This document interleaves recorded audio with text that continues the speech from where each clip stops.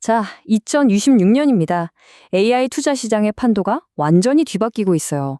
지난 몇 년 동안 우리 모두의 관심을 한몸에 받았던 엔비디아 같은 하드웨어 회사들의 시대가 저물고 이제 새로운 주인공을 찾아야 할 때가 온 거죠. 과연 이 거대한 변화의 중심에 누가 서 있을지 지금부터 한번 제대로 파헤쳐 보겠습니다. 질문은 아주 간단하고 명확합니다. 수천억 달러를 쏟아부어서 AI 고속도로를 까는 그런 인프라 구축의 시대가 끝나가고 있다면 그럼 우리 돈과 관심은 이제 어디로 향해야 할까요? 정답은 바로 하드웨어에서 소프트웨어로 AI를 실제로 똑똑하게 움직이게 할 두뇌로 넘어가고 있습니다. 네, 맞아요. 이제 막대한 설비 투자는 어느 정도 일단락됐다고 보고 시장의 관심은 그 잘 깔린 인프라 위에서 진짜 돈을 벌어올, 즉 투자 수익률, ROI를 똑똑히 증명해낼 소프트웨어 기업으로 확 쏠리고 있습니다. 이제부터는 진짜 실력 있는 기업만 살아남는 말 그대로 옥석 가리기의 시대가 시작된 겁니다. 이런 거대한 흐름의 한가운데 우리가 정말 주목해야 할 기업이 하나 있습니다. 바로 팔란티어죠. 예전에는 비밀스러운 정부 계약 업체 이런 이미지가 강했잖아요. 그런데 최근 이 회사가 보여준 숫자들을 보면 와, 이제는 이 회사를 완전히 새로운 눈으로 봐야 한다는 걸 알 수 있습니다. 이 숫자 보이시나요? 플러스 63%. 이게 바로 작년 2025년 3분기 매출 성장률입니다. 아니 웬만한 빅테크들도 성장이 둔화되는 마당에 이미 성숙기에 접어든 소프트웨어 기업이 갑자기 이렇게 J커브를 그리면서 폭발적으로 성장하는 건 정말 보기 드문 일이거든요. 당시 시장이 충격에 빠질 만했죠. 근데 더 놀라운 건 바로 이겁니다. 조정 영업이익률이 무려 51%라는 사실. 보통 이렇게 미친 듯이 성장하는 회사들은 마케팅이나 연구개발에 돈을 엄청 쏟아붓기 때문에 수익성이 낮거나 적자인 경우가 대부분이거든요. 그런데 팔란티어는 성장과 수익성, 이 두 마리 토끼를 그것도 아주 확실하게 잡아낸 겁니다. 자, 그리고 이 숫자가 팔란티어가 얼마나 대단한지를 딱 집약해서 보여줍니다. 룰 오브 40 점수가 114점. 이게 뭐냐면 보통 소프트웨어 기업의 건강성을 볼 때 매출 성장률이랑 이익률을 더해서 40만 넘어도 훌륭하다고 보거든요. 그런데 114점이라니 업계 평균을 그냥 3배 이상 압도해버린 겁니다. 운영 효율성이 정말 괴물 같다고 밖에 할 수 없죠. 그럼 이 엄청난 성장은 도대체 어디서 나왔을까요? 바로 민간 시장입니다. 특히 미국 상업 부문 매출이 무려 121%나 급증했어요. 이건 아주 중요한 신호입니다.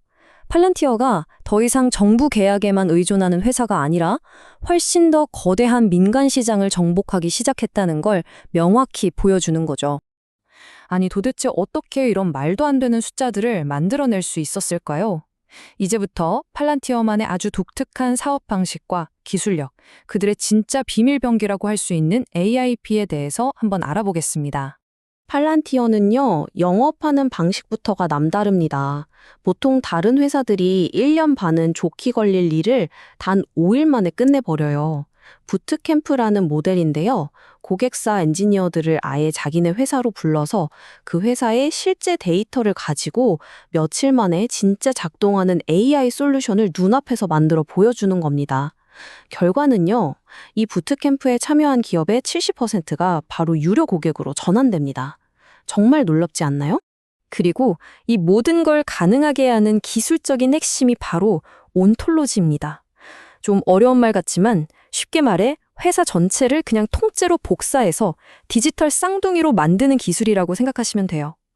이게 왜 중요하냐면 AI가 가끔 엉뚱한 소리, 헛소리를 하는 환각 현상이 있잖아요. 바로 그걸 막아주는 겁니다.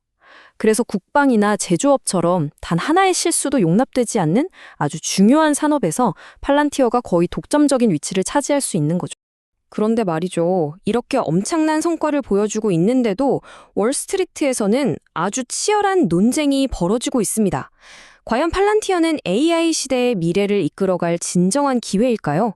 아니면 위험할 정도로 고평가된 거품, 버블일까요? 양쪽의 주장이 정말 팽팽합니다. 강세론자들, 그러니까 좋게 보는 쪽은 이미 숫자로 증명하지 않았냐, 이 정도 프리미엄은 당연하다고 말하는 반면 약세론자들, 즉 비관적으로 보는 쪽은 아니다, 지금 주가는 너무 비싸다, 진짜 모든 기업에 다 적용될 수 있을지는 아직 의문이다 라고 주장하고 있는 거죠. 특히 강세론을 이끄는 대표적인 분석가 웨드부시의 된 아이브스는 이런 극찬까지 했습니다. 팔란티어는 AI계의 리오넬 메시다. 그냥 잘하는 선수가 아니라 AI 시대의 게임 자체를 지배할 선수라는 거죠. 이 한마디가 강세론의 모든 것을 보여준다고 할 수 있습니다. 반면에 공매도 리서치로 유명한 시트론 리서치는 아주 차갑게 보고 있습니다. 그들의 주장은 간단해요. 지금 팔란티어의 주가가 합리적이라고 하려면 AI의 상징인 오픈 AI보다도 훨씬 더 비싸게 평가받아야 한다는 건데 이게 과연 말이 되느냐는 겁니다. 이 밸류에이션 논쟁이 바로 2020년 투자의 가장 큰 화두 중 하나입니다.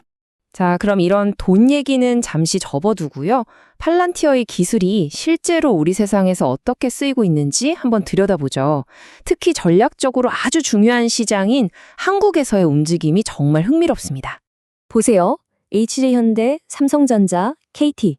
이름만 들어도 쟁쟁하죠? 이게 단순히 고객사 몇 개 늘었다는 차원의 얘기가 아닙니다.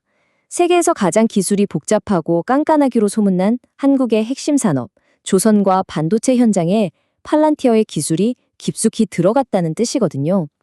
여기서 성공하면 전 세계 어떤 산업에도 적용할 수 있다는 아주 강력한 증거가 되는 거죠. 자, 이제 슬슬 정리를 해볼 시간입니다. 지금까지의 내용을 종합해보면 팔란티어는 분명히 자신의 기술력과 비즈니스 모델이 진짜라는 걸 시장에 증명해냈습니다. 그런데 문제는 그 증명서의 가격표가 결코 싸지 않다는 점이죠. 그래서 핵심은 이겁니다. 팔란티어는 이제 정부 테마주가 아니라 글로벌 AI 플랫폼 대장주로 완벽하게 변신에 성공한 증명된 실체입니다.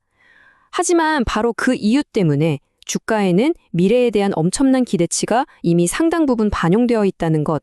이것이 바로 2026년 초현재 우리가 마주하고 있는 현실이자 딜레마입니다. 결국 마지막 질문은 이것 하나로 귀결됩니다. 우리는 지금 AI 시대의 마이크로소프트가 될 기업의 아주 초창기를 목격하고 있는 걸까요? 아니면 곧 꺼져버릴지도 모를 거품의 가장 높은 지점에 서 있는 걸까요? 그 판단은 이제 여러분의 몫입니다.